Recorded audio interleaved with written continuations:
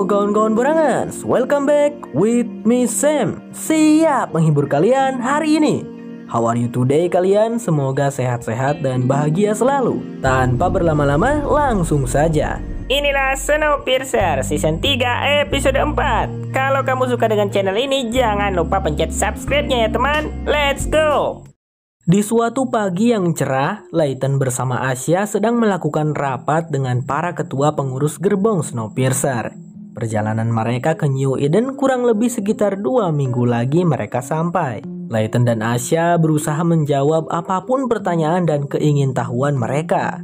Dan singkatnya, setelah itu selesai, Pike datang menemui Layton. Saat ini Pike tampaknya merasa cukup kesal kepada Layton yang saat itu dengan seenaknya meninggalkan mereka. Aaron dan Emilia, 2 orang Australia terakhir itu sudah tiada karena penyakit flu, dan Udin sekarang juga sudah meninggoy. Mungkin Pike menyalahkan Layton atas kematian rekan-rekan mereka itu. Layton tak bisa berbicara banyak, selain hanya mengatakan kalau dirinya juga sangat terpukul kehilangan mereka. Layton juga akan memberikan penghargaan kepada Pike karena Pike sudah sangat berjasa bagi para penduduk selama Layton pergi. Penghargaan itu berupa penawaran Pike untuk memimpin Snowpiercer. Namun Pike sama sekali tidak tertarik.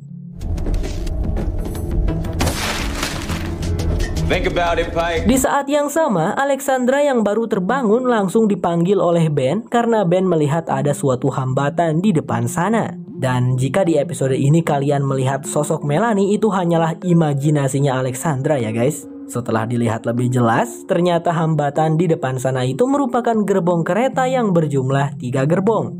Alex tahu gerbong itu. Wilport lah yang membuangnya dulu pada putaran pertama, ketika umur Alex 10 tahun. Seingat Alex, gerbong itu terpasang jangkar, jadi mereka tidak bisa mendorong gerbong tersebut. Satu-satunya cara menyingkirkan gerbong kereta di depan adalah mereka pergi ke sana, menyalakan sistem dan mengangkat jangkar gerbong kereta tersebut. Ben dan Alexandra yang akan pergi ke sana, sementara yang mengemudikan Snowpiercer, mereka akan memanggil Japi untuk kembali bekerja.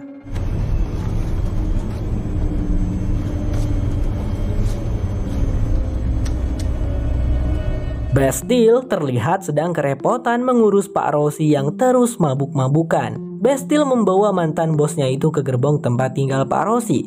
Entahlah guys, setelah ditinggal sang ayang, Pak Rossi menjadi seperti ini. Carly, putrinya Pak Rossi pun menjadi sangat benci pada ayahnya itu yang seakan tidak memperdulikannya lagi. Singkat cerita, terlihat Alexandra dan Ben sudah mengenakan kostum penghangatnya dan bersiap untuk keluar. Setelah mendapat laporan dari Alex dan Ben, Japi pun memberhentikan laju kereta agar kedua rekannya itu bisa turun dengan aman. Kemudian ketika Ben dan Alex sudah turun, Japi memundurkan kereta agar sistem kereta Snowpiercer tetap berfungsi. Mr. Wilport yang tengah berada di dalam sel pun menyadari hal itu dan tahu betul di mana lokasi mereka saat ini.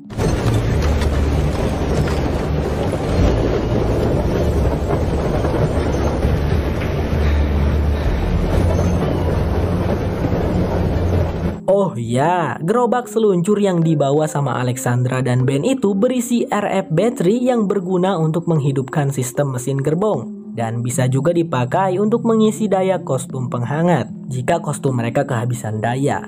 Singkatnya, kedua engineer itu telah berhasil naik ke gerbong kereta tersebut dan mulai melakukan operasi menghubungkan mesin gerbong dengan RF battery yang mereka bawa. You'll be fine. Copy that. Standing by. Snowpiercer, first panel is live.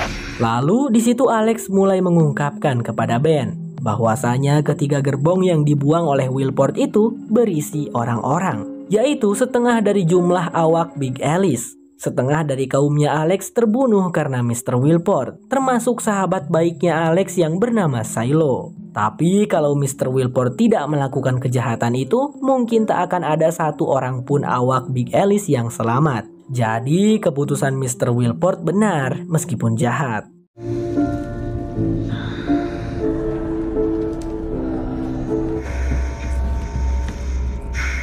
Bisa dilihat jasad orang-orang masih berada di tempat itu terawetkan karena suhu yang sangat dingin. Dan saat ini tugas mereka adalah meledakkan es yang berada di bawah gerbong kereta. Tepatnya es yang membeku pada jangkar gerbong biar bisa diangkat jangkarnya. Tapi Ben berkata akan melakukannya sendiri saja karena ingin memberi waktu Alex untuk berduka di sini sebentar. Setelah Ben pergi, Alex mulai menyisiri tempat tersebut sembari terus membayangkan kenangan masa lalu di tempat itu. Dan sosok Melanie imajinasi Alexandra terus mengikuti Alexandra, menemaninya dan mengajaknya mengobrol. Kepada Melanie hayalan, Alexandra mengaku dulu sering mendengarkan rekaman bersama Shiloh, yaitu rekaman suara-suara alam sebelum bumi membeku. Shiloh. What was her name?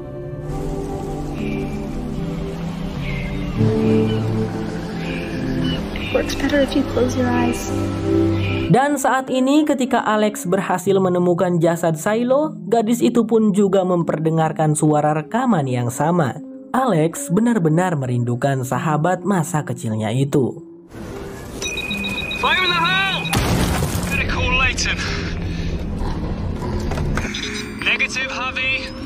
Sedangkan Leighton saat ini sedang menemui Bu Janet. Kepada Leighton, Bu Janet melapor bahwa setelah Leighton pergi, yang bertugas untuk memeriksa dan mengawasi kehamilan Zarah adalah Dr. Hedwood. Dan setelah ia menyelidiki, Bu Janet menemukan berkas kehamilan Zarah yang mencengangkan. Di sana tertera protein Ixodes scapularis, penerima leptin, dan sebagainya. Kata-kata yang sangat sulit untuk dicerna oleh kita. Yang pokoknya Bu Janet juga menemukan keterangan-keterangan itu di berkas perawatan Josie. Ini adalah terapi gen, ucap bu dokter itu. Leighton langsung menghulang mendengarnya.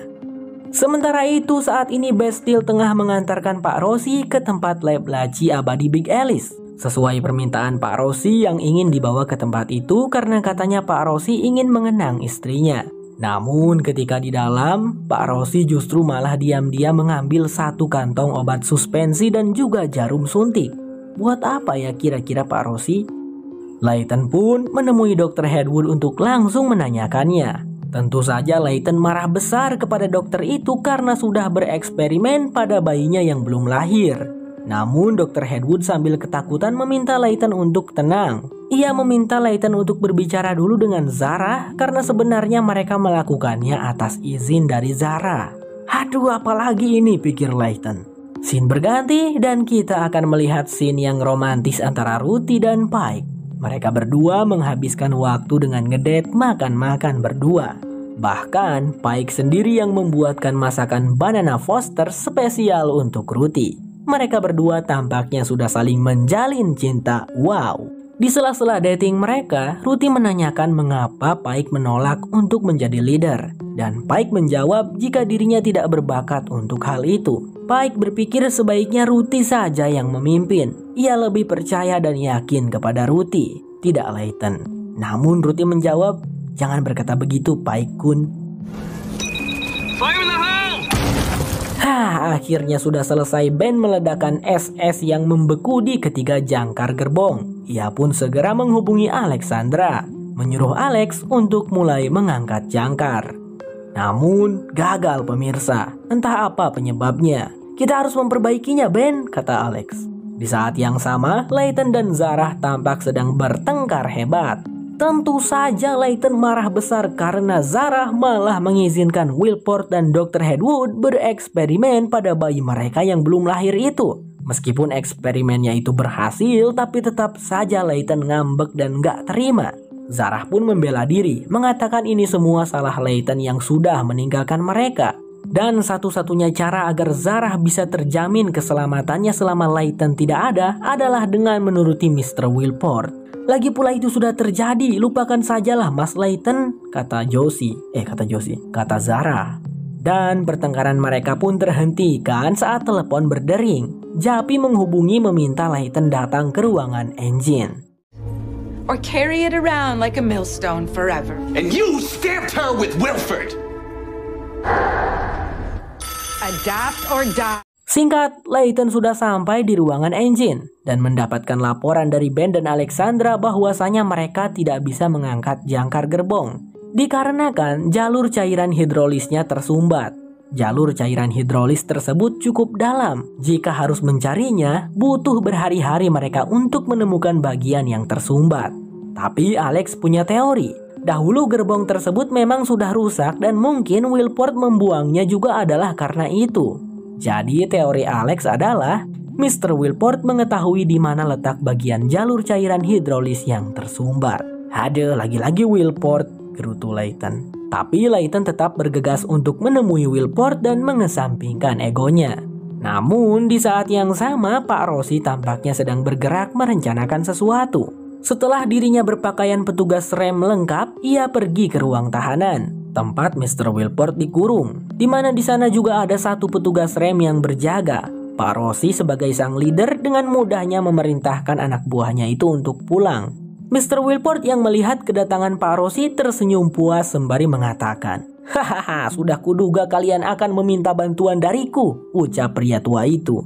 Namun Wilpord salah sangka. Ketika Pak Rossi membukakan pintu selnya Wilpord, justru ia langsung menusukkan suntikan tepat ke jantungnya Wilpord, menyuntikkan cairan obat suspensi pada pria tua itu. Tak lama, Layton pun datang. Ia tampak panik melihat Wilpord yang tampak tidak berdaya dan kesakitan. "Ada apa ini Pak Rossi?" tanya Layton. Seakan tanpa berdosa, Pak Rossi menjawab, "Ya, si tua bangka itu hanya merasakan akibat ulahnya sendiri." Bastille juga datang beberapa saat kemudian, dan atas perintah Layton ia pun segera membawa Pak Rossi pergi. Layton juga langsung mengambil telepon lalu menghubungi Jappy, mengatakan jika Wilpord sudah tak bisa membantu mereka. Mendengar itu, Jappy pun segera memberitahu Ben dan Alexandra bahwasanya tak ada lagi yang bisa mereka lakukan. Misi pun akan dibatalkan dan Jappy akan menjemput Ben dan Alexandra sekarang juga. Jadi kalau mereka tidak bisa lewat jalur rel yang itu, mereka bisa memutar kok. Tapi butuh waktu yang lama. Kalau lewat jalur itu, sampai ke New Eden cuma 2 minggu lagi. Tapi kalau memutar, mereka butuh 23 hari lagi. Ben dan Alex yang mendengar itu cukup kecewa. Tapi ya mau bagaimana lagi. Ben pun mulai berkemas. Sementara Alexandra, ia mulai dipengaruhi oleh sosok Melanie palsu. "Alex, kamu kenapa? Ayolah berusaha. Ibu tahu kau engineer yang hebat." Lalu Alex dengan sedih menjawab bahwa ia tidak bisa. Selama ini Wilpord yang mengajarinya menjadi engineer. Dan sejujurnya Alex tidak bisa tanpa Mr. Wilpord di sisinya. Ia kesal pada dirinya sendiri karena saat ini malah merindukan Wilpord yang sudah seperti sosok ayah baginya. Padahal Wilpord ini sangat jahat dan sudah membuat ibunya terbunuh. Lalu Melanie palsu menenangkan Alex. "Tak apa Alex, tak apa untuk membenci orang itu dan juga merindukannya. Bahkan tak apa untuk menyayanginya. Untuk bisa terlepas dari beban itu, kamu harus menghadapinya nak." Begitulah ucap Melanie palsu panjang lebar. Membuat semangat Alexandra kembali berkobar. Alex lalu mulai mengingat-ingat ketika dulu bagaimana ia sering menghabiskan waktu dengan Wilpord dan diajari banyak hal oleh Wilpord. Alex pun berusaha membayangkan kalau Wilpord saat ini berada di dekatnya. Dan saat itu juga entah bagaimana caranya, seakan-akan Alexandra bisa melihat bagian dalam mesin, organ-organ mesin, paru-paru mesin, layaknya Byakugan. Dan Alex pun bisa mendeteksi bagian jalur hidrolis yang tersumbat karena es yang membeku di sana. Tanpa banyak cincau, Alex langsung membongkarnya dan berusaha memperbaikinya. Satset, begitulah.